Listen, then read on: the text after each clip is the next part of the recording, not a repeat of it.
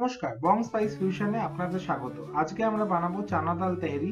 প্রথমে প্রেসার কুকারে 3 থেকে 4 টেবিল চামচ রিফাইন্ড তেল দেব এবং অর্ধেক করা আলু লাল লাল করে ভেজে তুলে নেব। এরপর তেলে দুটো লাল শুকনো লঙ্কা, একটি তেজপাতা, একটি দারচিনি, 4-5 কোয়া রসুন ও 1 চা চামচ জিরে দেব। এগুলি ভাজা ভাজা হয়ে এলে দেব দুটো পেঁয়াজের কুচি, দিয়ে নাড়তে থাকবো লালচে রং না আসা অব্দি। 1 থেকে 1.5 চা চামচ নুন দিয়ে মিশিয়ে নেব। পেঁয়াজ ভাজা হয়ে এলে 1 টেবিল চামচ আদা বাটা দিয়ে কষে নেব।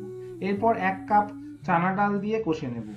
এরপর একটি টমেটোর টুকরো দিয়ে দেবো। টমেটো ভাজা ভাজা হয়ে এলে মিশিয়ে নেব ভিজিয়ে রাখা 1 কাপ চাল। ভাজা আলুগুলো এই সময় দিয়ে দেবো।